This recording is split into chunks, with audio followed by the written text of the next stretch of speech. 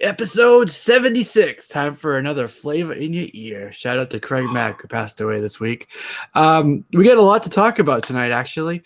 As usual, we get through and we go and we're like, okay, there's not a whole lot going on this week. And then it gets time to put the show together. And it's like, actually, quite a bit did happen this week. So we got some good stuff to talk about. One of them, and we really want your feedback, whether you're here with us live, if you're listening to us through streaming, iTunes, whatever, leave us a comment. Come over to YouTube, drop us a comment, and tell us who you think is going to live and make it through Infinity War and who you think might die. We're going to be talking about that later tonight.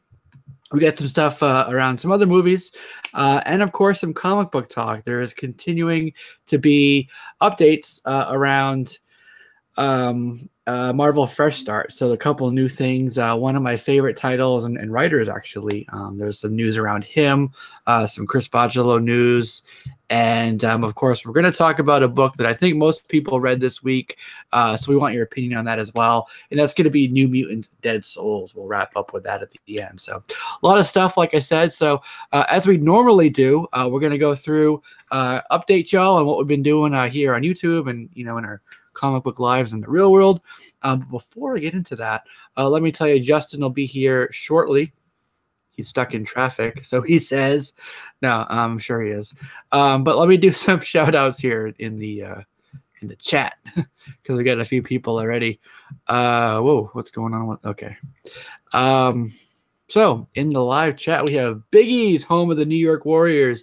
He was first, second, third, and fourth, leaving JoJo's Comics to come in at fifth. So thank you guys both for being here as the top five. Joker M21 is here as well. Scotty made it here for the beginning, as did Philly's Superman. So thank you for being here with us. And we just had Jeff Johnson and C. Woodard rolling with us. Hey, yo, as well. And Jack Yo. We always love Jack Yo here. Tats Comics. Oh, people are rolling in now. Tats Comics, Doomsday Comics, Undisputed Frost is here as well. NLC, I see you too. Alex the Comic Hoarder. So we got quite a few people with us already. So thank you guys for being here. Much appreciated. Now let's jump into some updates. Chris, what have you been up to in the past week? How have you been? I've been all right. I've been a little sick. I ended up towards the end of last week catching a cold that kind of turned into a sinus infection that, so I've been battling that. I think I'm pretty much like, I'd say about 75%, back to normal, but, I still don't sound 100% and everything. So just kind of taking it easy and, making sure that, it doesn't turn back into something worse just because, the whole flu thing and everything like that. It's just like, it gets you nervous when you get a little bit sick. So, and then just battling the snow that came, which is actually funny. Had a huge storm that came in on Tuesday, and it's melting away like nobody's business. So there's still some snow out there, but you're not nowhere near as much as what happened on Tuesday. So okay, yeah. My mother actually sent me a picture of the backyard at her house, and it was like deep with snow. Like she got like this woodshed and stuff, and you could barely see it. Yep, there was that much snow. It was crazy. Yeah. So all right, cool. Did that have an effect on comic deliveries for this week? Like, were they delayed or anything? No. Not that I know of. I mean, I think Wednesday everything was there and stuff. I just know that, I think for the comic shops, though, because I think a lot of them were closed on Tuesday just because of how bad the weather was. So I think for them, it was a lot of scrambling to get stuff out. So I wouldn't be surprised if, they held some things back and then this weekend they'll put some more out because of the fact that they just, weren't open on that Tuesday to prepare. Yeah, I hear you. All right, cool. Edwin. What's going on in Strictly Land this week? Well, we don't have the weather nowhere near as what you guys have. It's been in the 70s over here, but lucky. Yeah. There's pros and cons everywhere you live, I guess. But I've been blessed, gentlemen. I've been blessed. Everything's been great. Approaching 1,400 subs on YouTube, so I'm actually preparing already to have a giveaway for that, and then probably not long after that I will be hitting 1,000 followers on Instagram, which is really cool. And then I just got to figure out what to do with that, because you can have 1,000 followers on Instagram but still only get like 50 or 60 likes on something. So it's more along the lines of like how to get the other 940 plus people, you know, to especially if you're going to give away something or just kind of have some fun with it. So, but that's pretty much it. And I'll just say, if you're a Venom fan, I think today or this week was a good, fun week for comics. Yeah, for sure. Especially with that True Believers. Was a good one. Was that this week? No, I don't know if it was this week, but I picked it up this Both weeks. Yeah, right. Yeah, exactly. They've been doing a few of them. All right, cool. So that's good. Congrats on 1,400, by the way. That's really good. Yeah, it's never would have thought. Huge number. To me, yeah. Well, not only that, but the comic community is actually pretty small in my opinion. So yeah, I think if you can reach something like that, or 10,000, especially like 10,000, that's kind of a huge deal in my opinion. Yeah, like 10,000 is like one of those, like that bubble where most people never get over that, you know? But yeah, you're right. You know, the YouTube comic book community is a really tiny piece of the overall YouTube world, you know? So, but it's also growing because you got a bunch of newcomers and people kind of gravitate to everybody. So yeah, no, for sure. And it's really cool, you know, that we always are, well, not always, but for the most part, you know, good about shouting each other out, you know, people promoting like the newer channels and stuff. So that always helps, you know, for that sense of community there, you know. Jason Smith is here. He says, "Sup, Edwin? Sup, Edwin? Sup, Postal Smith?" Yeah, Jason. TJ is here. TJ Watson. He's up to 34. That's good. That is very good. You know what? Just be happy. Even if you get one sub, one person watching your stuff and they like it, and you're making a difference somehow, whether they're, you know, laughing, you know, entertaining them, educating them, you know what? Any one person is definitely appreciative. So there we go. You know what I mean? Like, don't get hung up on the number, you know? Oh yeah. Brian B's here. I talked to him earlier. He said he would try to pop in, and he did. So thank you. He's got a fantasy draft he's got to go do. So fantasy baseball, my God. Yeah, you're a masochist if you do fantasy baseball every single day. 162 games, man. Oh, I mean, 162 actual scheduled games, but it's just like every day checking. I stick with fantasy football. It's like once a week. Nice and easy. I tried baseball before, and I wanted to rip my hair out. It was just like every day checking stats daily, right? It was ridiculous. Yeah. All right. Cool. Tat, I didn't know if, oh God, I'm still not feeling good, guys. Tat, I don't know if I said hi to you, so I'll say hi to you now. Hello. And then I also saw comics with Bueller, and Teresa Castaneda apparently has found the location of the Soul Stone. So that's pretty cool. I think she knows where that is. Yeah, I think one of our people might be in possession of it. And that's all I'll say about that. All right, so the first thing we had to tell you guys about is the tail of the tape. That's going to be Black Panther. We're not talking about the movie. We all saw it. And if you haven't, you're probably that one last person in the world who hasn't. It's crossed $1 billion worldwide, and up to last week, which was the 4th week, it was still number 1 at the box office. Like nothing could top it yet. Nope. It's pretty amazing. Yep. It was 531 domestic and then 500 even international. So you put that together and you're at 1,031,000 something thousand. Yeah. So that's pretty amazing. It's pretty amazing. That's awesome. It's incredible. Yeah. One of the things I've really been watching a lot on YouTube is YouTubers really just ragging on DC, saying how the Black Panther just shattered DC and Justice League with a B or C list character, and you got these A-list characters that should have really just like basically what they're saying is this should not be what it is, but it is what it is. So it's pretty incredible. But everybody, I mean, at this point, you know, I think that DC is aware of their issues and they're trying to fix them. But for the most part, I mean, it's just like, you know, they're still going to lag behind just because the fact is they came into this, I think, unprepared. I think if they had waited a little longer and really just gotten some more solid foundation in their cinematic universe and how they wanted, the direction they wanted to go, they would be either I don't know if I say on par, but maybe like 1 or 2 steps behind as far as rather than as far back as they are. But I mean, they still have time to do it. It's going to be a little bit different and tougher now because of the whole thing going on with Warner Brothers and stuff like that. So who knows what's going to happen next with that, because it really, there's a lot of different things that they have to figure out before they can even get to the movie division again. Well, Jesse, weren't you the one that said they greenlit 2 sequels for Black Panther? Well, at least one. I know they have one. Okay. Yeah, he'll be back. Black Panther 2. Like, there's no come on. It's look at the numbers. There's no way there's not going to be a sequel. Right. You know what I mean? Could you imagine if they were just like, you know what? We had a good run, one and done, cutting it off. We're going out on top with Black Panther. Right. That's right. End on a high note. Isn't that what Seinfeld said? End on a high note? Yep. You just gotta walk out. And that's like that was a boxer goes in, wins the title, and is like, all right, I retire. That's it. Done. No defenses, no nothing. I'm taking my title and I'm going away. So, but they'll definitely be one. And we're going to see him really soon in Infinity War, which we're going to talk about later. He's on my safe list, by the way.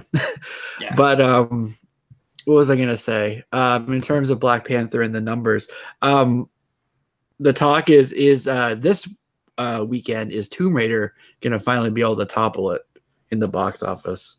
I saw Tomb Raider earlier this week. And it was a fun movie. It had some issues, it's just, typical action adventure type of thing, kind of like 2-dimensional in terms of the character. There's not much development there, you know what I mean?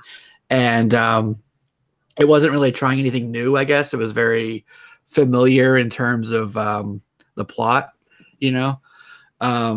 but it was still fun. And I liked Alicia Vikander as Lara Croft. So I'd say, if you don't go into it, video game, here it is here, by the way, still have it from when I did my review. Video game to movie adaptations, I always go with low expectations, so do that and that'll help you. But I'd say check the movie out, and in my review I gave it like an 8.5 out of 10, so that's still a B plus A minus range, so it's pretty decent. But I don't know, is it going to be the movie that finally topples Black Panther in its 5th weekend?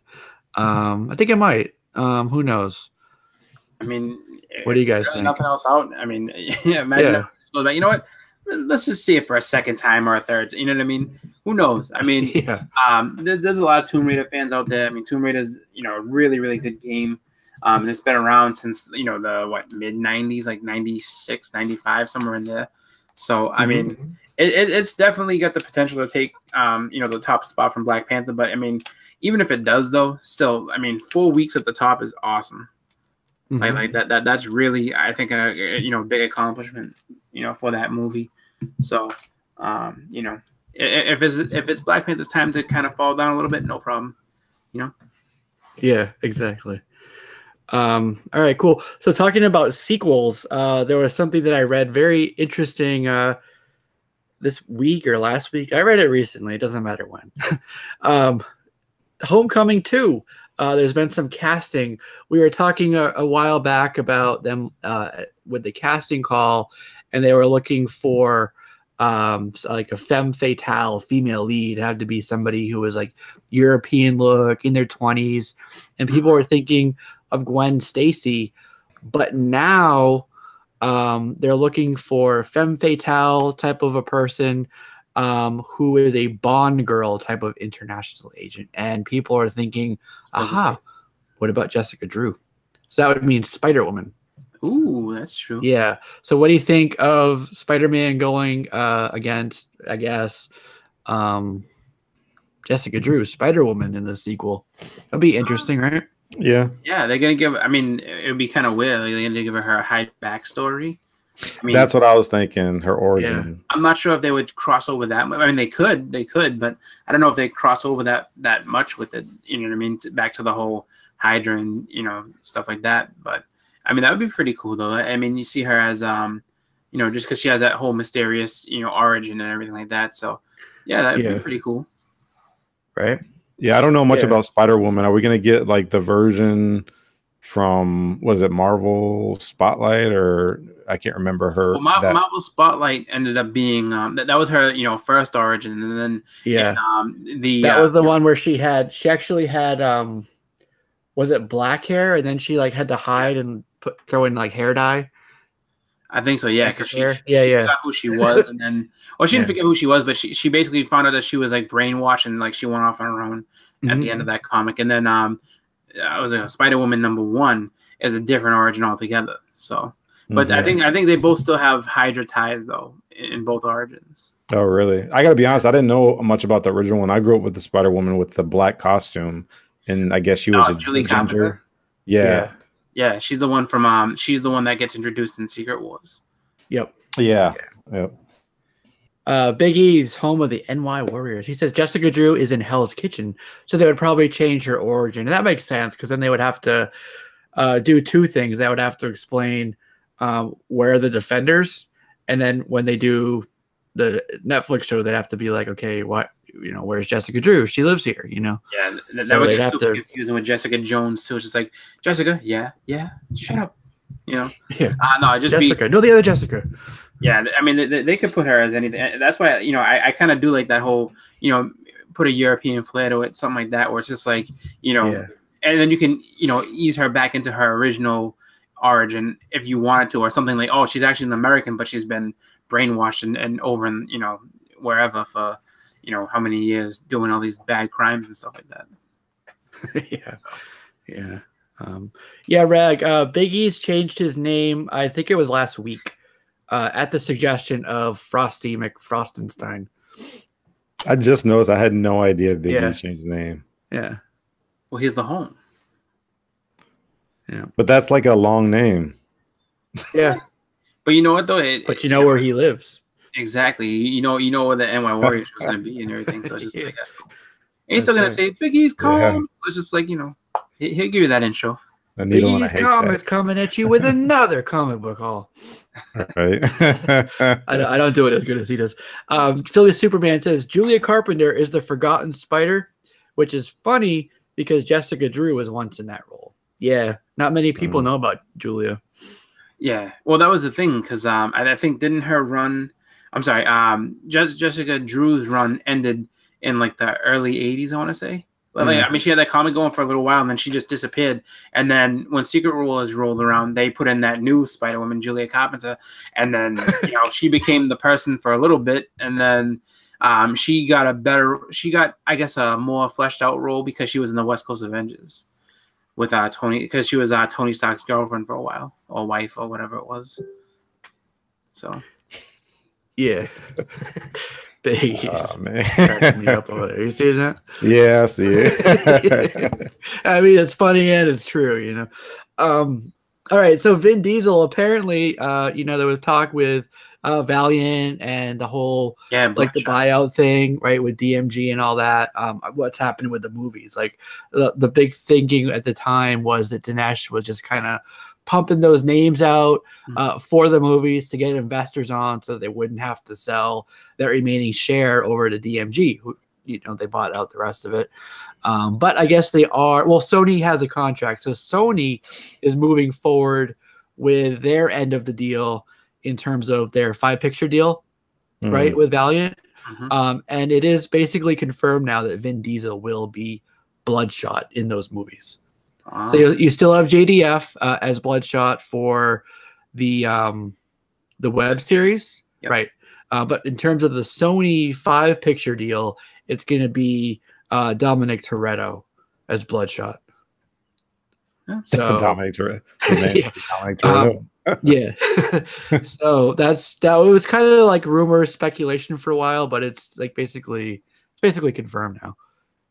Yeah. Well, somebody brought this up. I was like, why Vin Diesel? And I don't know if it was, I think it was Jeff Johnson, but it could have been somebody else. They were saying how they needed a name like Vin Diesel to attach to the film because nobody's going to know who Bloodshot is, which made a lot of sense. I really don't even know Bloodshot. I knew about Valiant Comics growing up in the early 90s, but I mean, come on, I never really read them. I mean, you know, it was hot for a minute and then it fizzled out once the speculation bubble bursted. But if this is the move that Sony is doing, I think it's a smart move, because I mean, come on, I mean, you put out a Bloodshot movie, unless Marvel's directing it or Disney, nobody's gonna really know, you know, who this character is. I feel like people would still take a chance on it though if the trailers and everything look good, because it's not so much, that's one that you have to really, you know, not give everything away in the trailer, but you have to have something that's badass and people are like, oh, this looks like something cool, I want to check it out, you know. If they could sell it like that, because I mean, that's the thing too, people are like, oh, like, well, you know, you need a name. Like Vin Diesel, his name doesn't carry the same weight it did back in like the early 2000s. Like if it was like, you know, this was like 2002, like, oh shit, Vin Diesel's in this? Oh yeah, no, people go, you know, like Vin Diesel's been in a lot of shit movies that have kind of hurt him pretty bad. Like I Am Groot kind of rejuvenated him. Other than that, you know, the Fast and the Furious stuff really doesn't hold up really that all. No, that but there is some truth to that, because outside of the Fast and Furious, Vin Diesel doesn't really do like too well. No, his last, as far as that, like, you know, didn't he do a Triple X? Yeah, he's Triple X. There was a remake of that, not a remake, but they made like a fourth one, right? Yeah, Return of Cage or something like that. I didn't even watch it. Yeah, he was surfing on a tree. Yes, that's it. Oh yeah, man. Like inline skating, skateboarding, and all that stuff. They had both of them come back in that movie. Yeah, I was like, I'm done. That's right. Yeah. But you know, the only other movie that he made of good quality, you know, during that, you know, time when he was, you know, just the best actor you could have, I guess, at that point, was Pitch Black. Pitch Black was a good movie. Mm-hmm. But he really did fall off. Huh? Oh, I was agreeing with you. I said, yeah, it was a cool movie. Yeah, but he fell off hard, and it was just like, you know, but that was the thing. They thought that he was the type of person that you could just put in any role, and yeah, no, he's gonna make money. You know, Vin Diesel, and people realize that, like, you know, Vin Diesel is not that good an actor. He's just the same guy over and over again. So, I mean, you know what his real name is? His real last name? Mark Sinclair. Oh, wow. Oh, look at that! There, I pulled up his IMDb just to look at his filmography. There's Furious 10 coming. Obviously Groot. There's a movie called Furia, so he's reprising his role as Riddick. Triple X 4, he's reprising his role as Xander Cage. Yeah. Let's see what else. What? A lot of Riddick in there, a lot more than I thought. Babylon AD, that was the movie I wanted to pull up here to think. Remember that movie? That should have been good, but it really flopped hard. Yeah. And then I think what killed him was right after Triple X, he did A Man Apart, and then he did The Pacifier. Yeah, he tried to branch out and do it. Like, he tried to do his cred stuff, and then he tried to be like, "Oh, I'm a comedy actor too," and it's just like, no, you know. Right. But you know who he was back in the 90s? The Iron Giant. Yeah, that was his first I Am Groot. Yeah, right. I want to give a shout out to Miss Hustle. She said, "Stop hating on people." She can't. She's tired of The Rock. Please, The Rock's a better actor. Unfortunately, he's a better actor, and I mean, he's just. I mean, The Rock would have been. I think. I don't think he would have been a good choice for Bloodshot, but like, The Rock's a good actor. Though. I mean, as much as people want to be like, you know, oh, that guy, The Mummy Returns, is like, he's the opposite of Vin Diesel. Like, so Vin Diesel's career kind of like tanked after like a few good movies in the beginning, and then, you know, The Rock's career was horrible in the beginning, and now it's just gone up and up and up, and so. Yeah, he's the one that's kind of like commanding the most money in movies in Hollywood right now. You know, he's pretty much everywhere, from Black Adam to everything else. It's pretty wild. I'm like one person removed from being able to talk to him about what's going on with Black Adam. God, and I can't convince the person to let me talk to him. to find out what's happening with that freaking character. So I'm gonna keep working on that. We got Justin here, Exile State. Justin, he made it through traffic. Oh man, yeah. Been a long work week this week. I haven't even been able to get my haul up yet. I'm running behind on everything. Oh my gosh. Don't be hauling and trafficking at the same time. I was listening to the show though, so to tail end on the back of the Bloodshot news. I read Bloodshot Reborn. That's a story where like he loses his nanites, which are the things that keep him alive and heal him and all that junk. And has to go on like this cross-country journey to track them all down again or something. That was actually really good.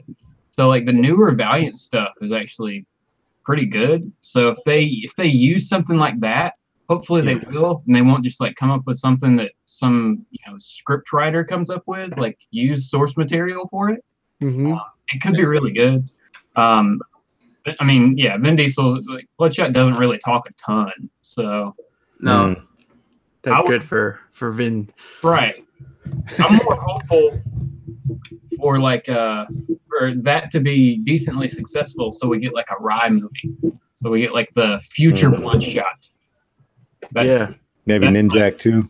Yeah, but like some high sci-fi stuff or something, that'd be cool. So, I'd be cool with like a Divinity, like a space movie. Yeah. Oh, yeah. I mean, especially now, like, I mean, that would be a good character for them to. I don't know. I mean, they could lead with that character realistically. Yeah. Pretty high concept character though. Yeah, exactly. I think it would be good if you like that genre. I think that's a really good story to adapt. That origin story. So, Jeff Lemire is a great writer. Why are they saying that? It's because he wrote Bloodshot, right? He's writing. Lunchbox said that. Jeff Lemire wrote Bloodshot Reborn. Yeah, he did. Yeah. Philly says Bloodshot Salvation is really strong as well. So there's some recommendations from the chat. And Jackio, big old Valiant guy, he says Exo Manowar would be great. I agree with that. Exo Manowar has great art too. That book always looks amazing. So definitely worth picking up. Yeah. Scotty says The Rock could be president one day. Probably will be. We've had an actor as a president and a TV star, so why not? Yeah. Right. I don't know. The chat's popping, man. Shout out to Lunchbox Batman, Semperfi, NLC joined us, NES Master, and quite a few others. Lunchbox Batman. That's a cool name, man. That's a cool name. Matt Kidd writes Exo, that's right. J. Rod Ham is in here now as well. J-Rod Ham, bacon sausage. All right. So one thing that I thought kind of ties into the Black Panther stuff is that Marvel's rushing out a collection for Shuri. Basically, they saw how well Black Panther did in the response to Shuri. So they're putting out a collected edition called The Deadliest of the Species, which should be pretty cool. And it's got apparently a J. Scott Campbell cover, so that's pretty great. It's going to be out March 12th. No. When you say collection, what do you mean? Orders are due March 12th. Excuse me. What do you mean by collection, though? Like previous stories, or is this new? It's previous stories, so it collects Black Panther 1 through 6. Okay. It's just like it's a new printing. It's the Hudlin and Ken Lashley run. Okay. Yeah. So Ken Lashley drew Shuri's first appearance?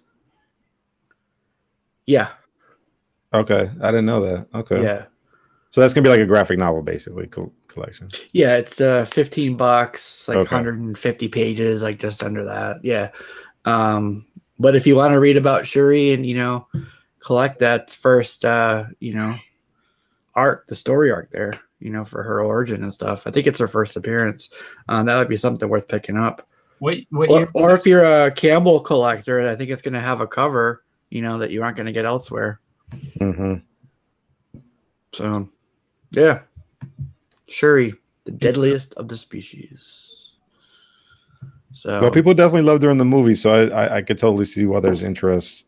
Yeah, I mean, people want to once somebody gets your attention, you want to know more about them. And what's the best way to get to know more about Shuri than comics? Right.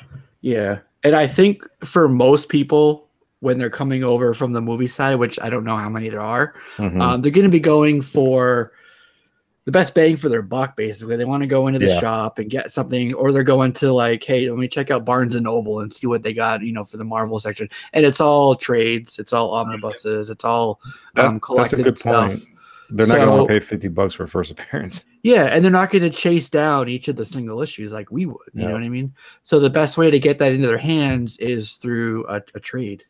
Put it all together into one nice thing, brand new cover. And they're good to go. So, yeah, for them, I like my single issues, my floppies. But I think for people who aren't in the hobby like we are, that the collected and stuff is a great route for them. Agreed. Plus, when they're done with it and they want to sell it back to the shop, they haven't beat it up too much. So then we can buy it. Right. All right, cool. So recently there was news out about a test screening for Deadpool 2. And they said that the screening didn't go too well. So what I want to say about that is that's just a bunch of BS. It's a false narrative. It was pushed out by some random guy who wasn't even there. He heard it from a friend who was there. And then they put together this anecdotal story from this one random guy and put it together with something that Josh Brolin said about reshoots for the movie. But reshoots were already planned. That happens for most movies with reshoots. And basically what I think that they wanted to do was add in some more humorous elements, because it's kind of like a satire of Marvel itself, which is what Brolin said. They're kind of like, it's a satire, and especially of Marvel movies. So I think that they want to add in some more satire to be more relevant for right now about Black Panther, and then maybe like some more Infinity War stuff. But because they're doing the reshoots doesn't mean like, oh crap, like the movie tested really bad, so we got to go back and like redo the whole thing. So if you see that or read that or hear it, don't believe that. That's what I'm calling a false narrative. Well, that's part of the problem that you have with some of the stuff now is that people like to try to influence the movies by going on to social media or whatever and saying, oh, this is terrible, that's terrible. I mean, like and then the tough part is you have to basically do a lot of research to figure out what's true and what's not. So in the end, it's just like just like Jesse's saying, I mean, if you want to do the legwork and figure out what's true, what's not, that's up to you. But I mean, for the most part, if you're down to see the movie, just go see it. Don't even worry about what they're saying about it. Yeah, I don't think there's any amount of like bad press that could really come out to hurt Deadpool 2 right now.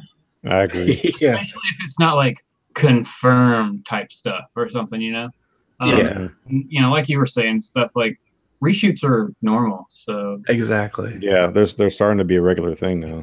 All the time. Yep. And that in no way means that the movie was bad or it sucks or people hated it, Yeah. There could be all kinds of things. Like they just don't have turns out the film or whatever, the digital crap for this one scene just went bad. We got to go reshoot this thing. Yeah. Somebody lost the hard drive. We got to go reshoot this. Yeah. Exactly.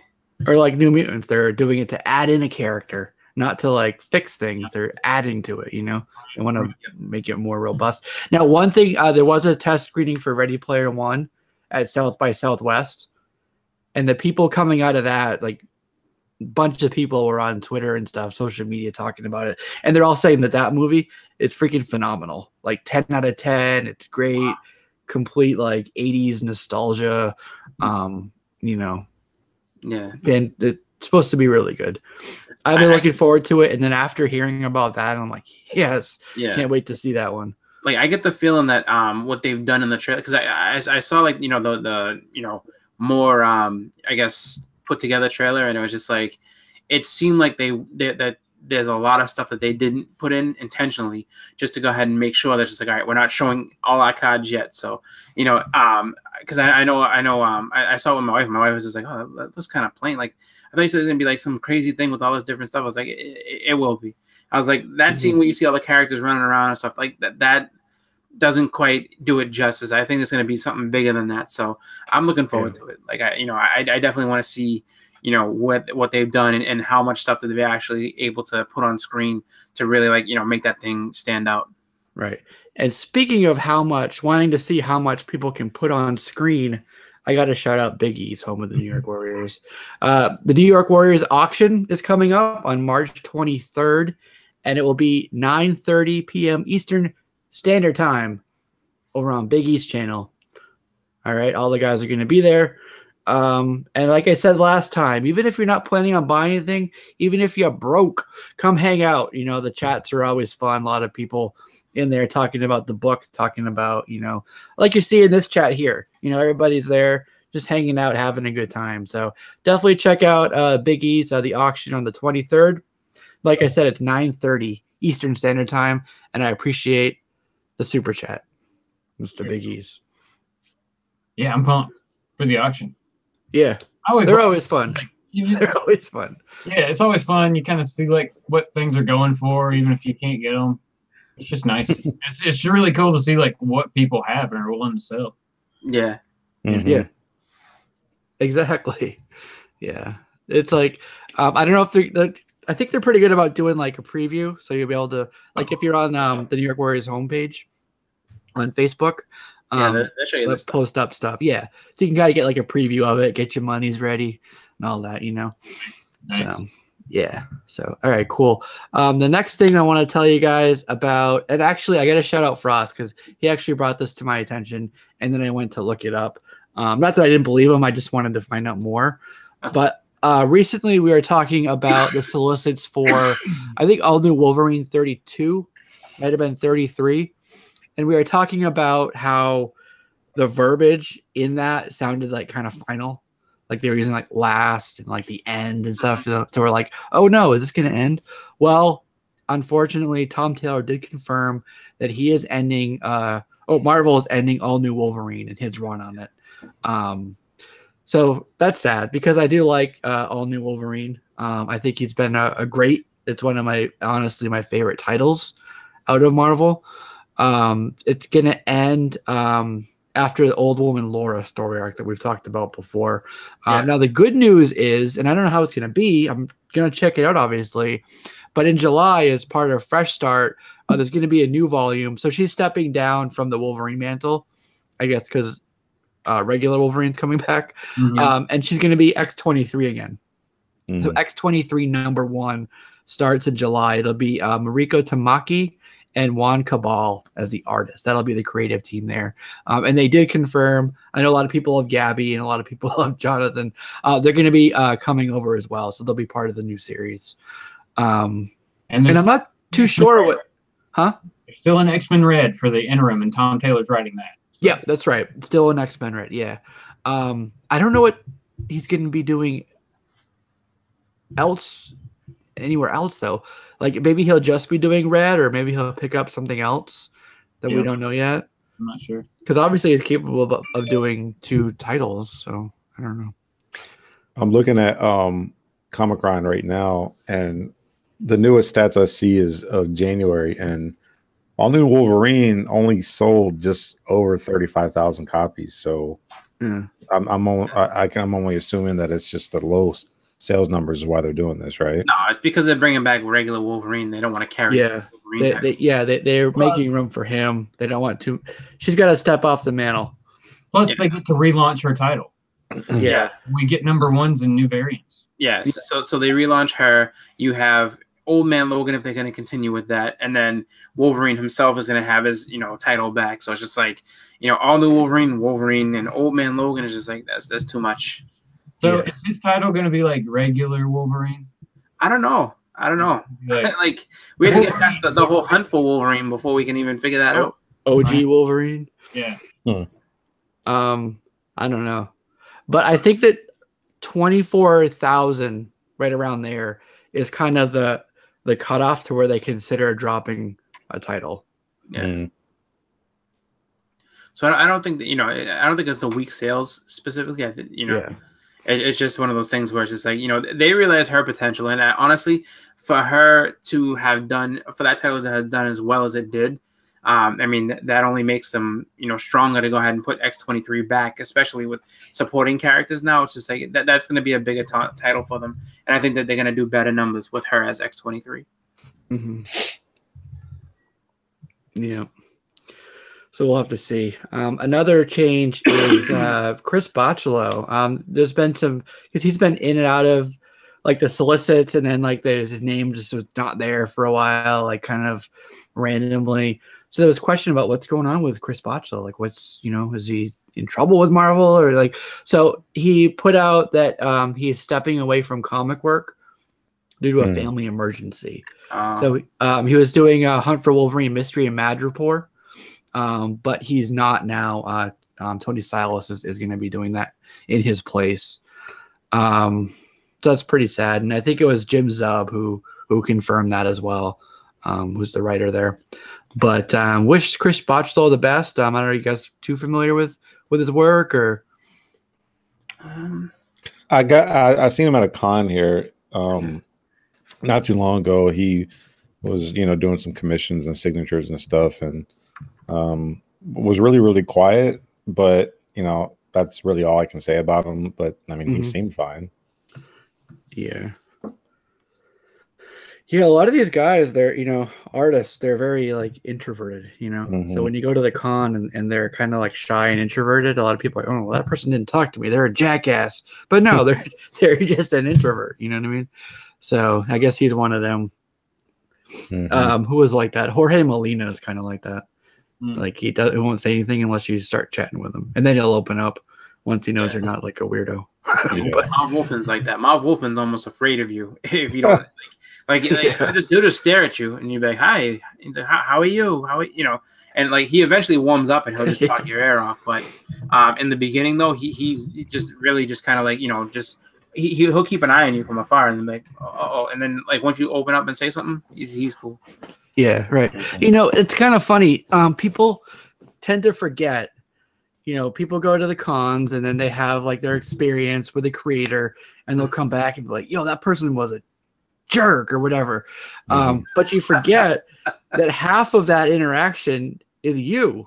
Like if you just go up to the table and throw some books in front of them, they're just going to sign the books and move on. Or if you say something weird or awkward, they're probably not going to engage too much. But if you go up to them and talk, say, hey, how are you? Like you would a normal person, talk about, how you like their work or whatever, they'll probably engage in a conversation with you, and you'll have a much different experience than if you just shove books in their face with a pen and say, here, can you sign these? You know what I mean?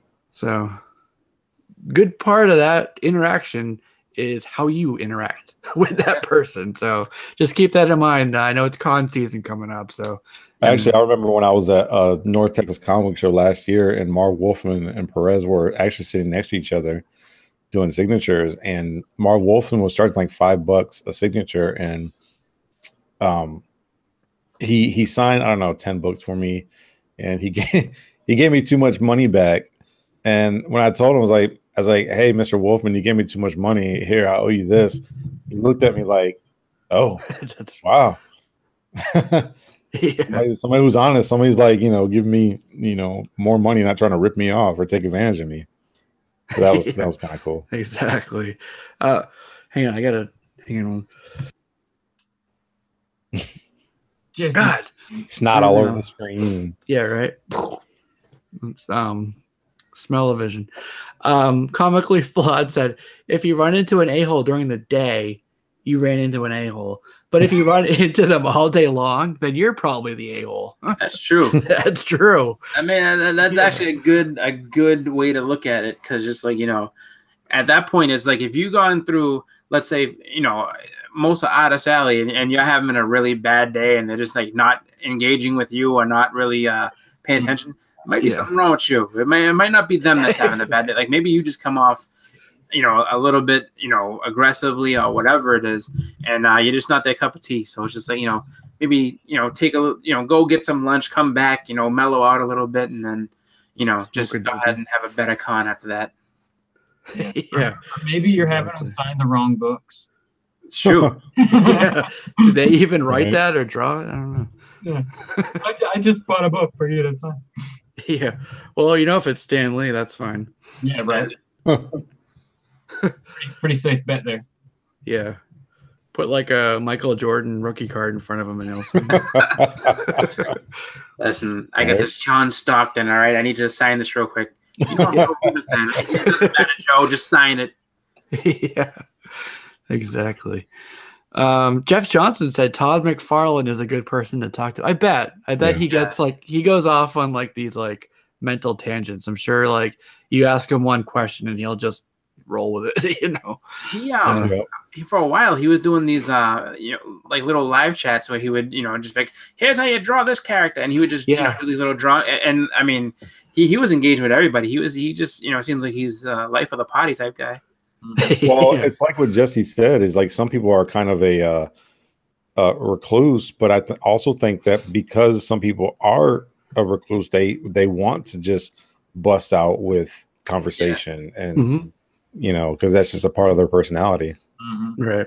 Yeah, what I said isn't true for everybody, obviously. It's just some might be that way and others are completely different.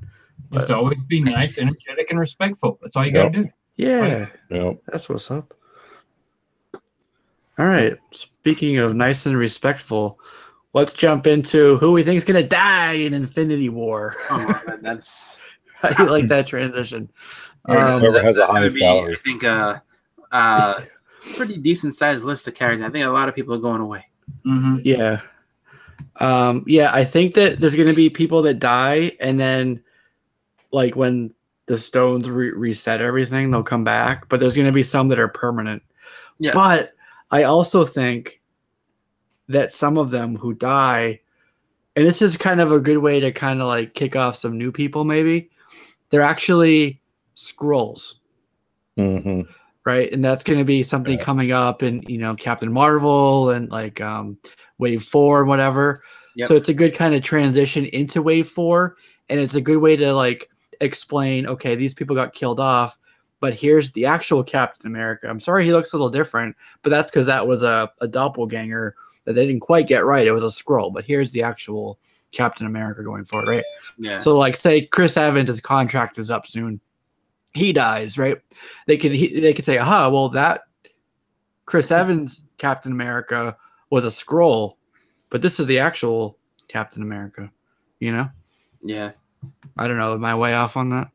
No, I can see that. I can see something like that. It's just like, it just would be kind of I guess in a way it would be kind of a smack in the face of the fans a little bit, like to the people who have. So the people are like, no, this has been Captain America since day one, and you're gonna tell me Chris Evans just isn't him? Like that's how you're gonna, I think some people will have a little bit of a problem if that's how they're gonna write off a bunch of the characters, like all the originals. Like, oh no, these are all just Skrulls. Don't worry about them.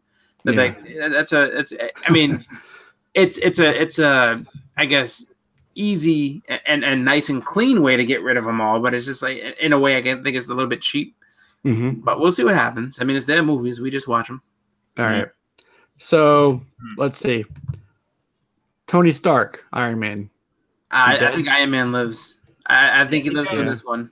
We've seen him. We've seen future Tony Stark in stills and images from the film or from 4. So yeah, I think he stays.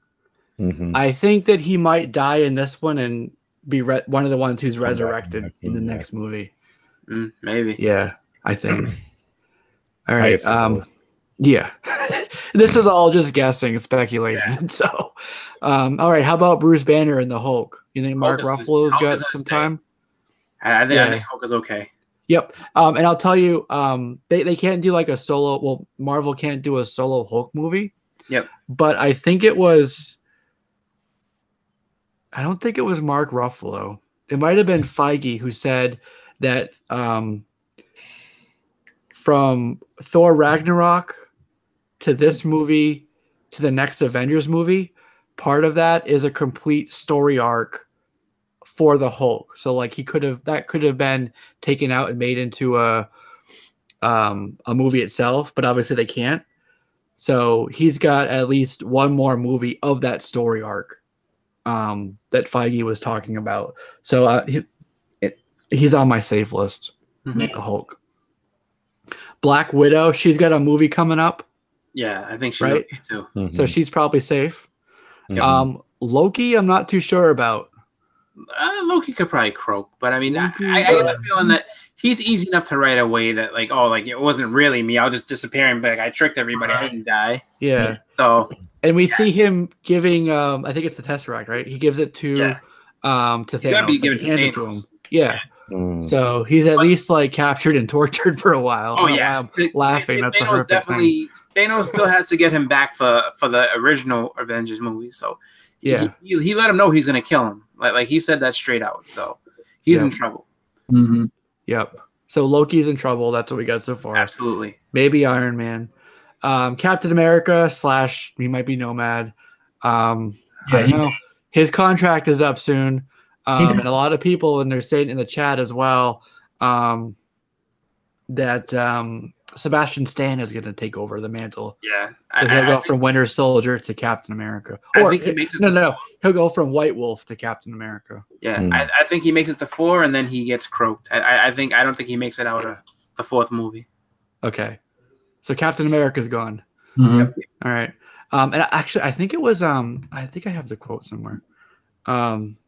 Yeah, so Feige was talking about, like, he was responding to everybody like, oh, who's going to die? Like, we know big people are going to die. And he said, be careful what you wish for. A big character is definitely dying. And my question to you was who? That was his quote. So that's kind of, I was reading that, and that's kind of what prompted me to be like, oh, well, let's try to figure it out, right? All right, so how about, do we say Thor? How about Thor? Thor's going to die. I think so. I think Thor's all done. No. When Thanos has him by the head, that's it. I think he's done. Nah. I am crushing He's done. your head. I'm telling you. He's missing an eye now. He's handicapped. He's dead. He's got all those people he's got to save on the lifeboat. He's got the Odin Force. Heimdall could just pull him back whenever he wants to. No. See, I think Heimdall dies, and that's how he gets. Is it Hofund, the sword? Yeah, I think Heimdall, like, Thanos meets up with the ship with everybody on it, right? Mm-hmm. I think that a few people are going to be sacrificed there, and I think Heimdall is one of them. And I think that's how he gets the sword that we see in the toys. Yeah, does that make sense?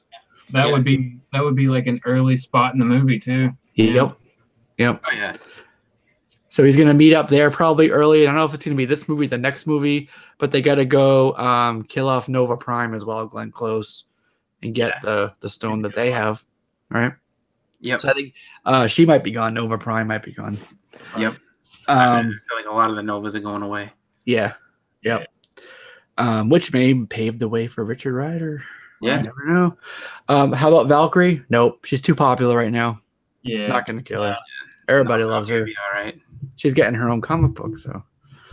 All right. How about Clint Barton? Oh yeah, he's done. He's gone. He's gonna get shot in the parking lot before he even. Like I said before, he's not gonna die of anything related to the movie. He's gonna have stomach cancer or something like that, and like, oh, Clint was just really sick and he's dead. He said he's dying. He's not coming back. I'll say that right now. There's no way that Hawkeye comes back as Clint Barton. You may have Kate Bishop make a little cameo or something like that, but Clinton Barton's done. Jeremy Renner, thank you for your services, but you no longer need it. Yeah. See ya. Kick rocks. Yeah, what's he gonna shoot arrows at Thanos? They're just gonna bounce off of him and that's not gonna do anything. Yeah, he's gone. He's a father though. He's got a family that he's hiding out the family. So there'll be but you know what? Whatever. That's about it. He's gone. Yeah. All of the Guardians will be fine. Huh? For this movie, the Guardians, they'll all be fine. No, Star-Lord's dying. Not this movie. I don't think this movie. I think in the trailer that they showed when he's lifeless going down, that's it. He's done. He'll be brought back, but he's gonna die in this movie. He's part of my body count. I want him to keep because there's another Guardians movie coming up. Oh, that's fine. I'm just telling you, like he's gonna in this movie he's gonna die. They'll probably resurrect him or something, but I think he's done. I think they're gonna have to get along without Star-Lord for a movie. So maybe Rocket will take over. I don't know. I always thought he'd run off with Gamora. Wow. I mean, I feel like half of everybody should die because that's what happened in the book. Yeah, exactly right. Everybody. All gone, Vision's gone. Oh, Vision's finished. Vision's pulled that shit out of his head and he's done. Yep. Or just White Vision. I'm trying to think who else is going. Oh, Spider-Man's gonna die. I think Spider-Man dies. What? No. Homecoming too. Absolutely. listen to me. I think Spider-Man. No, because Homecoming 2 is probably going to take place before the Avengers. Hear me out, because I think that let's go. When he's sitting there, when he's crying on the ground and he's saying, "I'm sorry, Tony, I'm sorry," he's done. He is dead. He's dead. I think he's all done. Cash cow. He's a cash cow, but they'll bring him back. See, that's the thing. Like, okay. Well, I can see if they're like that. I can see that. The time and Soul Stone are the things only things you need to worry about. Like they're gonna bring back a bunch of people, but he's gonna be one of the ones that goes and can't be brought back. I mean, sorry, he's gonna be one of the guys who goes and can be brought back. Not like Clint Barton. Barton's just done. Doesn't he end up saving everything though? Who, Spider-Man? Yeah. No, it doesn't look like it. Like from what I saw in the trailers, he looks like he's in serious trouble. Like he doesn't look like I don't think he makes it. Honestly, yeah, I think beat up. I think when Tony's holding the person's head, I think that is the dead body of Spider-Man. Yeah. That's why they cover it up. I think Spider-Man's gonna die. So Lord says that Stank will sacrifice himself to save Spidey. I don't know. Stank could do it. Yeah, Tony Stank. Tony Stank. Yeah. Actually, War Machine is gonna survive. I believe that. I believe War Machine will survive. I believe he'll be incapacitated, but I don't think he's gonna die. I think he's gonna be okay. Nebula's gone. Yeah, if Batman. Nebula's gonna be ripped apart as an example. Nebula's gonna be one of the more brutal ones to go. Nebula's whole thing revolves around Thanos. So when Thanos is done, she's got to be done too. Actually, you know who could die? Honestly, if Star-Lord doesn't die, Drax could die. Because Drax is going to try to kill Thanos. I could see Drax dying. Yeah. How about Mantis? You think Mantis will live? Mantis. I don't know. Is she important enough to die yet? I don't think so. I don't know. I think she can be kind of, I think she can be okay. I know Wong is dying. Wong is done. Wong? Yeah. Benedict Wong? Yep. Doctor Strange will be fine though. Oh yeah, Strange will be cool, but Wong is going down. Wong is probably among the people that got stomped out when he went to the Sanctums. Yeah. For the Eye of Agamotto. All right, how about Grandmaster and Collector, Del Toro and Goldblum? Oh, you know what? I don't even think that. Oh yeah, because they have things. Yeah. Grandmaster, I think will be okay. I think Collector is going to be in trouble. I think there's a leak scene where Thanos is in the Collector's room and he's like taking the stone from him. Yeah, he's on the floor. He looks pretty. Yeah, I think Collector's done. I think Grandmaster will get out of Dodge. I don't think you'll even see the two of them, come together. I think that Del Toro's done though. I think he's all done. Yeah. Yep. Don't forget about. I was gonna say Groot and Rocket. Did you guys go over them already? They're fine. I just said Guardians will be fine. Yeah. What was it? You said Falcon. I think Falcon makes that because I think you're gonna have to have him to help solidify the team. Yeah. Scarlet, which I think is okay too. I think she's gonna want revenge for Vision, so she'll be okay. Could you say Scott Lang? No, I didn't say Scott Lang. Scott Lang, I don't know. He's another toss up for me. I mean, he could die, but I don't know. I mean, he also could just shrink down and maybe escape. Or he could die and be brought back. I just have a feeling that a lot of people everyone's gonna die. If they do the same thing that they did, similar thing in the comics where he does that whole snap his fingers and there could be a lot of people that just drop out for no reason. Right. So that is true. I mean, that would be one hell of a cliffhanger. I mean, right? Everyone dies. Boom. Movie ends. That would be great. Yeah, that would be great. I think Okoye, Shuri, M'Baku, most everybody in Wakanda. Yeah, they'll be fine. That's where he's. Well, I don't know. I mean, it seems like that's where he steps foot. That seems like it's their final stand on Earth. Yeah, that's where everybody gathers at the end to that's their last ditch. So you think they're gone? Yeah, I don't know. I have a hard time thinking of them killing Shuri. Unless because she's so popular. Yeah.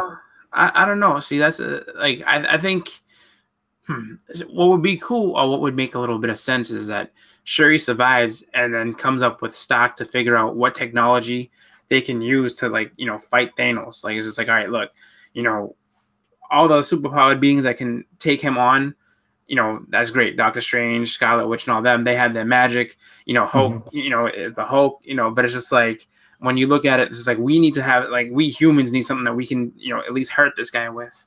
So I think she'll survive, and her and Tony Stark will end up being the kind of brains of the operation going forward. Yeah. All right. I think there's gonna be Michelle and Ned Leeds. There's a scene in the trailer. Actually, there's a trailer dropping tomorrow. They announced, so there'll be hopefully some new footage in that. Just wanted to throw that up. But there's a scene in the trailer that we have now where Tom Holland's in a school bus. Yep, and the hair stands up. Yeah, exactly. So I'm pretty sure we'll get Michelle and Ned Leeds in there, right? Yep. But they're kids, so I think they'll be fine. I don't see Disney murdering kids in a movie. Right? Off street, but no one knows. Yeah. So Ooh, yeah, so they'll be fine. Aunt May goes away. That rhymes. Done. That's the subline for the movie. Like what? Thanos shows up. Aunt May's is like Infinity War. Aunt May goes away. Yeah. Peter, is that you? You wish it was Peter. No. Yeah. All right, cool. So I said Heimdall. I'm pretty sure Heimdall's gone. Yeah, he's the last. He's the last Asgardian warrior other than Valkyrie, right? Yeah. Because the Warriors 3 are done. So. Yeah. Seems like they all died. Yeah, they're gone. Oh, did we say War Machine? Rhodey? Yeah, I think Rhodey. I think Rhodey makes it. I think Rhodey gets hurt real bad, but I don't think he dies. I think he's just kind of, broken in the corner again. I don't think. You think he dies, oh. and then he comes back healed. Yeah, maybe. I don't know. They may do the story arc where Rhodey took over as Iron Man. Yeah, that's a good point. A little bit. The Secret Wars 2 when he's actually Iron Man, not Tony. Yeah, so Tony kick off Tony and make way for what's his name, Don Cheadle. Yep. To be Iron Man. Oh, that's true. Maybe. Sif wasn't in that movie. Right? Sif wasn't in Ragnarok. Sif is still alive. I wonder if Sif goes away this movie too. Yeah, Lady Sif. Yeah, that was a whole thing. Like, why did they use Valkyrie and not Lady Sif? A lot of people ask that question. Something about her TV deal, but didn't that show get canceled? I think so. Yeah. So maybe she can come back. Yeah. All right. How about Jon Favreau? Happy Hogan. Oh, Happy. Happy, I think, can end up getting killed off. I mean, yeah, I think he will too. I think he's done. His story's done. His story's been told. Plus, he's going to be busy with the Star Wars live action thing, so he won't have time for this. So I think, Happy Hogan's done. And then I think that they said Dr. Selvig would be coming back. That's like the last movie on his contract. Or something. He's more than dead. Yeah, exactly. Like Thanos is going to park the ship on him or something stupid. Yep. I'm not sure if we'll see Hela. I don't know. No, it would be cool. But I think that she's still fighting. What's his name? She's still fighting. The demon from Ragnarok. So yeah, I'm still on the whole idea about her being Death, and that's who Thanos is going to kind of be with. So I'm still on that train of Thanos and Hela. I think so too. Yeah. But I feel instead of a Death, she's Death. They called her Death in the movie. Yeah, goddess of death. But I also think that too. She seems to me like the way that they've built him up. I mean, there's nobody who's not afraid of him. You know what I mean? Like in every trailer, there's no one who's not. Thor's afraid of him. Everybody's afraid of Thanos. So I could not see her being like, oh, no, you love me, don't you? Like I think that she'd be scared shitless of him. Because I just don't see him like they've built him up as like just the most powerful force ever, or at least he's the most powerful force that anybody knows about. So I really do think that that she would be kind of like a Loki in that situation where Loki is scared shitless of Thanos. I think she'd be just as scared because this is a guy who can just straight out kill you with his bare hands. But that's the whole thing about Thanos, though. That's his weakness. Death is his weakness. Yeah. So, like, you have to give him. I mean, like, every character needs a weakness that they can use that to be the constant of what Thanos' weakness is and use it against him. Yeah. Who knows? Yeah. Who knows? I mean, I think it would be cool to have her in the movie because she was an awesome character in Ragnarok. So it seemed like she had fun. She seemed like she had fun playing the character. So yeah, I like her. Yeah. Mhm. All right, how about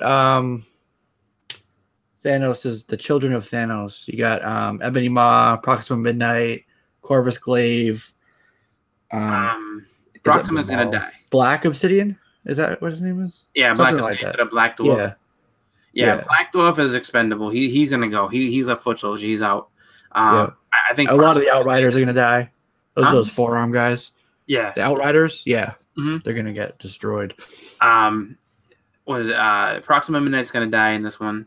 I think you have to have a couple of them if they're gonna continue on with it. I think you have to have at least one or two to kind of help Thanos out. So I don't know if Ebony Maw would be more of a he's not really a fighter, so I don't see him really lasting. I think he's more of like a kind of like the side to dark side, where he's kind of just like the conniving kind of guy. But I think Corvus Glaive may stay around, but I think Proxima's dead this movie.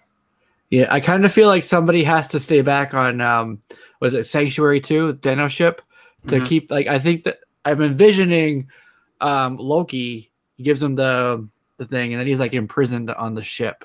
So I think somebody's got to kind of like stay back and keep an eye on him. We do have a super chat, Lords of the Long Box. Thank you, good friend of ours. Who will lose a hand in Infinity War and Avengers 4? Who will lose a hand? Claw? No. Same thing. Both lose hands. Yeah, that's a good question. Yeah, the same person losing both hands. Like what is? Yeah, Nick Fury. I think that they said he's not going to be in this movie, but that might mean he might come later on. He gets his eye back, and then he loses a hand. Everybody says Rick Grimes. Rick Grimes. Yeah. Imagine that. Imagine Nick Fury just comes back. Everyone's dying, and he's like, "I put this team together to be something to combat things like this, and this is what y'all are doing." Like, I could see him doing the speech all over again and inspire. That'd be hilarious. Just like, this guy can control everything. No speeches, Nick. Nothing you can say is gonna help us. That would be your out for Hawkeye without killing him, is cut off his hand and send him home. Right? He can't that's true. That would be good. He's like, what can I do? Yeah. Oh, you know who it is? It's got to be Ash Williams. Could be Ash. Got to be Ash from Army of Darkness. Was it the boomstick? His hand, he gets a chainsaw and a boomstick. Yep. Yeah. It's got to be Bruce Campbell. Yeah. No, it isn't. It is. That's true. Tradition in keeping with Star Wars. Yeah. That's who loses the hand. Aquaman. Cool hook. Yeah. Oh. I don't know who would lose a hand. Thor's already lost an eye. I don't know if they let him lose an arm too. I mean, he has lost an arm in the book. Oh, he has? Yeah. He had like a thing. Like currently. Oh. Well, I mean, Skywalker, he lost one hand. He did. Yep. Darth Vader lost Groot. Could be Groot. Just grow back another branch. That's true. Yeah. If it's Rocket's screwed because he needs, how's he gonna make bombs and stuff? But then are we getting like teenage Groot? Because I don't think he will anything. It is teenage Groot. Nothing bad's gonna happen to teenage Groot. I don't know. Disney's gonna set a precedent. Like, you know what? Teenage trees, they don't matter to us. Imagine they set them on fire or something. That'd be horrible. Yeah. He could rip off both of Drax's arms, and that's how he dies. That'd be kind of brutal. Yeah. Maybe Stan Lee loses an arm. He'll be in the movie. Right. The Watcher loses an arm. A hand. Yeah. All right. So I think we ran through pretty much everybody that I could think of anyways. Did we miss anybody? Not unless they bring in like the street level characters in, which I don't think they're doing. No, like the Defenders and stuff. No, they're not going to be in it. They're in their own bubble verse. Well, I was gonna say like that would be part of the finger snap. It's just like, oh, all these people just died. Yep. Like yeah. So Lords of the Long Box said, didn't Gunn say Teen Groot is actually Groot's son? Yes, he did. He said that when Groot died in the first movie, he actually did die, and that the little sprout that came back is actually his son. Yeah. So, yep. He did say that. Really? Also named Groot. Yeah. See what it says. Iron Fist dies off screen. I hope so. A lot of them are gonna die. Luke Cage. That way we won't get another freaking season of that nonsense. Yeah. All right. Cool. So that's quite a few people who we just said are going to die. I think that we have a lot of correct choices, and I think that there will be a lot of surprises. Right. Yep. So Aunt May is done. I'm telling you that right now. Marissa Tomei. Yep. Maria Hill must live. Jennifer Courtney. Maria Hill must live. Yeah. I don't know. We'll see. It would be a good way, though, like kill off some characters, and then Avengers 4, you can introduce characters that we didn't know about yet or whatever that have stepped up to help out, and then we get the other people back too. And then you got double character. That would be a good way to like rally people to step up and do stuff. Right. Who's ready for Black Knight? Oh, God. Ebony Blade. Wait, was it Martin Lawrence Black Knight? Oh, my gosh. Yeah. Wow. Blast from the past there. Right. My mind goes in weird places like that. All right. So yeah, I think we said Vision, right? Yeah, Vision. Yeah, Vision. Vision, you're gone. But I'm saying though, like, what if? I mean, he'll be rebuilt or something, right? Maybe we'll get the White Vision. What about the White Vision? Oh, I hated the White Vision. Yeah. The White Vision was like so like when you look at the original Vision, I mean that was an awesome cut. The White Vision was just like, you guys just got lazy, didn't you? Okay, no problem. Yeah. They just didn't want to color him in anymore. Oh, too much yellow and green and red color pencils. All right, no more of this. Yeah. Imagine trying to talk your boss into that. No. We don't need to color this anymore. No, that's fine. Fine. It'll look great. They'll love it. He's more synthetic this way. Trust me. It's gonna work out. We're gonna save like a penny a page, man. We're gonna save a penny a page. They're gonna make a video game. Data East is working on it already. Trust me. Captain America and the Avengers. He's already white in the game. Just keep him white in the comics. Kids gonna love him. You'll see. All right. Jeff Johnson said Shuri saves the day and fixes everybody. Awesome. Maybe. Be cool with that. I love me some Shuri. Lords of the Long Box says, telling you Silver Surfer will save the day in Avengers 4, but the downside is Galactus follows him to Earth to eat it. So, that'd be kind of crazy. Imagine that. Yeah. It's like you don't even get a chance to really like, rebuild and do anything. It's just like all of a sudden Galactus comes through. It's like, oh man. He's not going to be a cosmic rainstorm anymore. No, this is the real Galactus. We got trouble coming our way. Never know. Parallax and Galactus. Yeah, they're not even thinking about combining the worlds yet.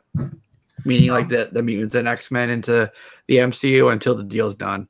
Like Feige said, he's not even thinking about it right now until that's all finalized and it's gone through legal and it's gone through DOJ and stuff, which is going to take a good year and a half, maybe even 2 years, because they got like antitrust stuff to worry about.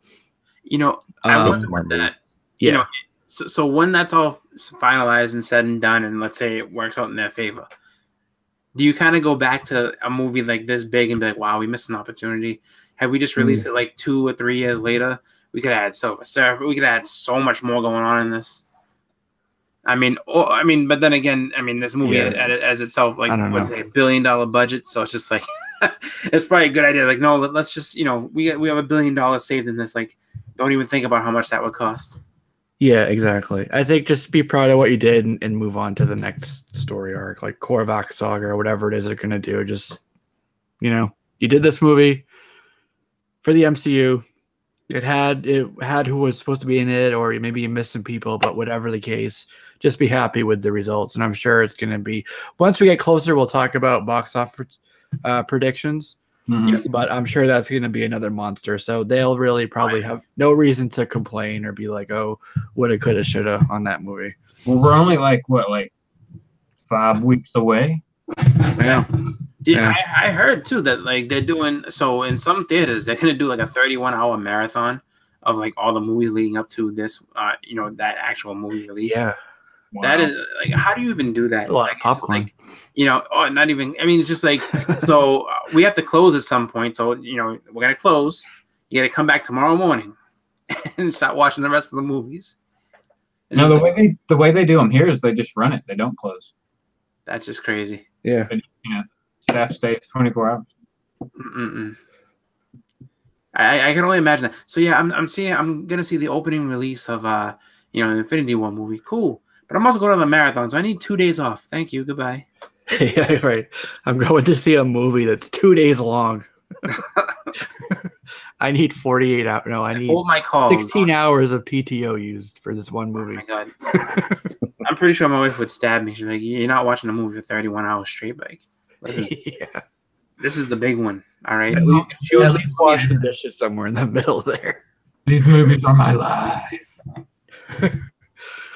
Wow. Hey man, hardcore fans will do that junk. But Yeah. the question with that too is, it's like, so which movies do you sleep through? Just like, you know what, taking a nap. Yeah. It's like, I really don't want to relive Iron Man 2 again. I'm just gonna go, just that's crazy. I can only, and I'm kind of curious what a ticket like that costs. It can't be average, $20. Yeah, it's got to be like $100 ticket. It's just like, all right, so I'm running this specifically for you to sit there and watch these movies. $100.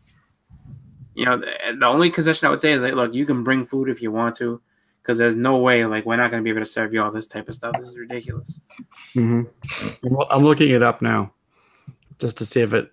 They're only going to have probably one screen set up for that, because it's not like they're going to sell out a theater. Can you imagine the projector died and it's like, we're in hour 15. Like, no. Yeah. What about the rest? Doesn't matter. We will update you guys when we find information on. That's right. Didn't they do that for was it Back to the Future in 2015? Like, you could buy, I think the tickets were like $45.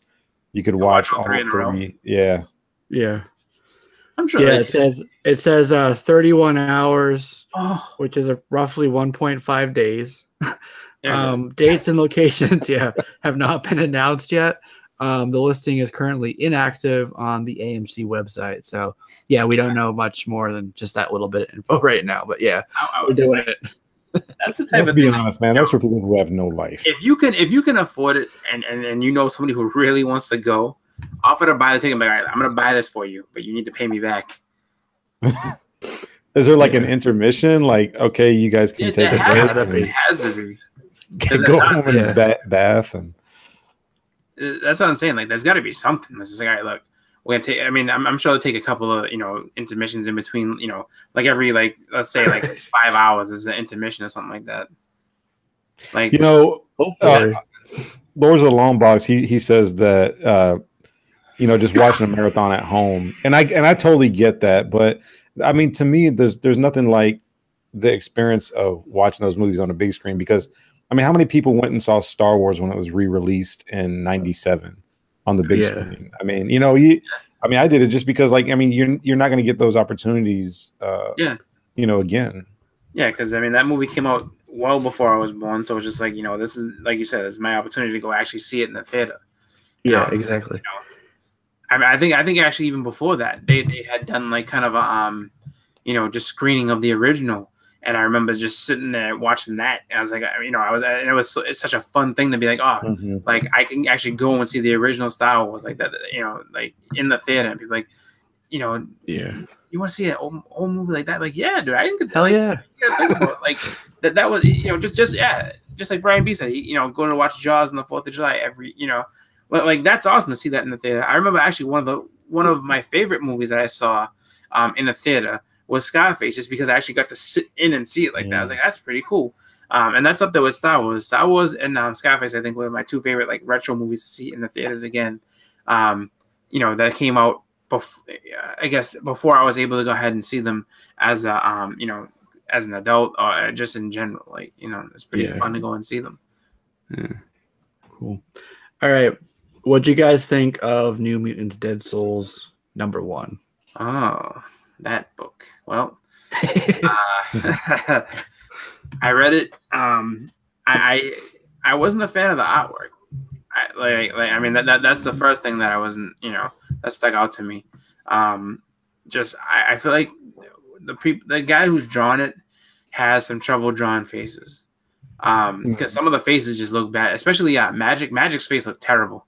Like, I mean, there was some pages where she was just like, really just like, she had like some like extra cheeks or something like that, and I was like, that doesn't look right. And a few of the other faces just didn't look so hot either. But the story wise was kind of all over the place. But it had. I think like for me it was a funny moment, but it was also like it took me way out of it. So, they're going through their little town or whatever, and they come across this zombie, and then the townspeople come and find them, and they're like, no, we're not monsters, we're here to help, and this and that, and then they go ahead and I guess they have to fight some more zombies and stuff. And they're fighting this like demon thing. So I was like, oh, this is kind of cool. And then they just cut to basically like buddy comedy police chief like just chewing them out. Like, you guys are, you guys don't know how to act. What's wrong with you? And I can't believe that you guys just don't know what to do. If you're gonna act like Xavier's little kids, then go ahead and do that, but don't do it here. And it's just like, okay. And then like she started saying like the real team that she wanted to do it. She's like, well, why'd you pick us? Because you were the only ones left. I wanted these guys to do it, but now we stuck with you, and you guys are to shape up. And I was like, what the? I was like, at that point, I was like, I'm checked out. I'm done. I don't care what happens next to that book. I'm finished. Yeah, right. That was a very impassioned review. Well, I thought it was a good setup issue because I was never really a big New Mutants reader, and I think for new readers, I think it's a good issue. But I agree with Chris; the artwork is terrible, absolutely terrible. But I was kind of digging the humor. I love the Walking Dead references; that was really funny. The Blair Witch reference too. It was a fun read, but obviously ripping off from Walking Dead. But yeah, I think the artwork itself was just absolutely horrible, and I think because of that and kind of a short read, it was decent. It was solid. I'd have to say I'd give it like maybe a 3 to 3.5, somewhere around there, out of 5. Is it an ongoing or is it a miniseries? It's going to be I think. The mini. Oh, mini. Okay. Yeah. Man. I don't know. I thought the story was pretty good, especially once you got to the actual like reveal of what was going on. I thought that was done really well. But I'm with you guys. Like, the art just took me out of this book. Yeah. I mean, Strong Guy was pretty funny, and that was cool. Like, magically, everybody has their suits on in the blink of an eye. At one point, that was kind of crazy. Yeah. But yeah, it was just the art just killed the book. Like, I don't want to buy issue number 2. It just seemed to me like he couldn't draw faces. Like, it was just like from one page to the next. Some people's faces were drastically different. It was like, whoa, that's not doing it for me. That's not gonna work. So, yeah. I mean, if you can get past all that, and I mean, like for me, one of the things I took from it was when Ileana came back from hell, and they were like, "Did you bring back up?" And it's like, "Well, do flies count?" Like, I don't know. It was just one of the cool things though that was in it was she showed off like a new power. Yeah, you can H things. Yeah, that was cool. Yeah. Well, at least in the very beginning, there was a Blair Witch reference, a little like stick man hanging from I think one of the telephone poles. That was the lady's house. That's where Magic noticed all that stuff. Yeah, and then the end of it, they try to reel you back in with this kid who's getting basically beaten up by some bullies because they think he's a mutant, and he's just like, I'm not a mutant. And they're like, all right, why don't you prove it? Go into the house of the Alone Man because he eats mutants for breakfast, and he's like, I can do that. So it's just like, they kind of have it set up that there's going to be this, this other, really sinister looking thing, or really sinister, character in, that cabin that, apparently can tell if you're a mutant, and if he does figure it out, he eats you. So, I mean, they really want to go horror with it. It was just, I don't know. I feel like it just, for me, the whole like pissed off police chief thing from 48 Hours just took me right out of it. I was like, seriously, like this is what you're doing. And then Richter actually kind of took me out of it too, because Richter was a little bit just like snarky and shit. And I'm like, he wasn't like that before. He was more serious. like in New Mutants and in X-Force, he actually didn't really talk all that much. Like he was just kind of a just more about business type guy. And just like they made him wisecracking, and Boom Boom was wisecracking. It's just like it was just a weird one. So but you're coming from a person who's familiar with these characters, because the only New Mutants I read was when Cable and Deadpool were introduced. Yeah, and most of these characters are like X Factor. Yeah, well, Boom Boom was always she was more of a humor and stuff like that, but like Richter really wasn't. And Strong Guy was kind of a comic relief at certain points, but he wasn't really. But he's always been like that, hasn't he? Huh? Brian B makes a really good point. Here's what he says in the comments. He says the main problem with New Mutants #1, 100%, it was intended to be related to the film, which hasn't been released, and that pretty much is not so the character they don't act like the characters we know. And that's the point I was going to make, that they were probably banking on this film being out next month, like it originally was supposed to, and this whole comic book was already in production or in creation or whatever. And I can see that.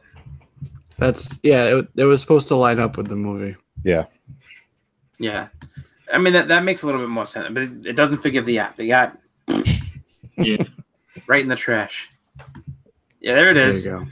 There's some poo. Art. Oh. look at Magic's face. Magic looks like a dude. That's #1. I don't know what the hell's going on with Wolverine. That's actually one of the better panels. I know. That's the sad part. Incidentally, this is the one from their previews. The solicit. Here's the deal. This guy can draw Strong Guy very well. Strong Guy looks great. Just the rest of them, the rest of them are just really just bad. Yeah. So, it wasn't horrible for me. It was okay as like a intro, like a reintroduction to the characters, I guess. If you didn't know them from before.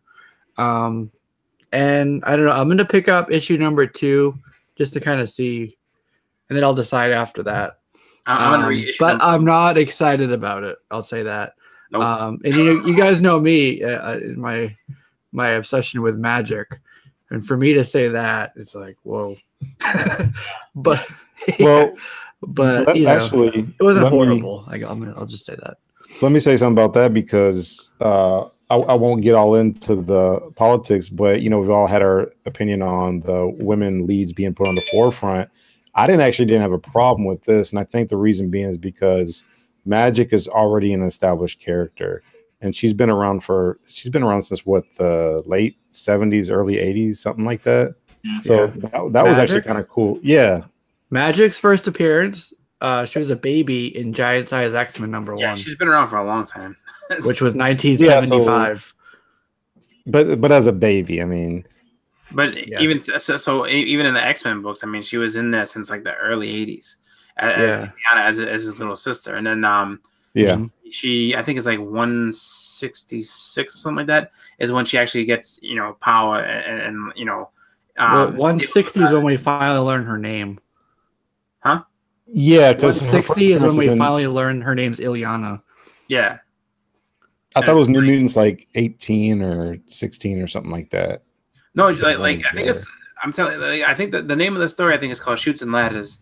I think it's 160. It's either 164 or 166, where she actually gets visited by demons and stuff like that. Like she goes into the demon world and everything, and then comes out basically an adult. So she's like a 12-year-old girl, and then after going to hell, she comes out, basically like she goes to limbo, and then there's that Magic and Storm Ilyana miniseries, and that tells the story about that time gap. When she comes back, it's like she's like aged like 7 years, but it's been instantaneous for the X-Men who pull her out of the portal. Power that she did in this one, it's always been there. It just hasn't been shown since the early 80s or whatever. Yeah, that's interesting. She's definitely grown as a character since then, just because she's kind of gotten more in touch with, you know, the power of Limbo and you know, interacting with like more of the demon stuff and everything like that, you know. So well, he's been a major character in most of the X-Men books leading up to right now. Yeah. And this is not the same character that we just read last month or, you know, 4 months ago in an X-Men book. Yeah. She helped save the X-Men. She put them in limbo to hide them from the Inhumans, right? Yeah. And that was a whole big thing for a while. Yeah. Whatever. I don't know. I mean, we'll see. Okay, so my question: should people buy this book? No. Wait for it to be in a dollar bin, or don't even buy it then? Just go to the store, read it, and put it back. Okay. Go to Barnes and I'm dead Noble. serious. Issue number 2, I will do the exact same thing. I'll pick it up. Oh, nice. Yep. Well, this might be a good read when the movie comes out, because by then this will be in trade, and maybe this would be a good trade pickup at least 25-30% off. Maybe. Yep. Or maybe like in 6 months you can check it out on Unlimited. Should be on there, right? Yeah, and if you can get past the artwork.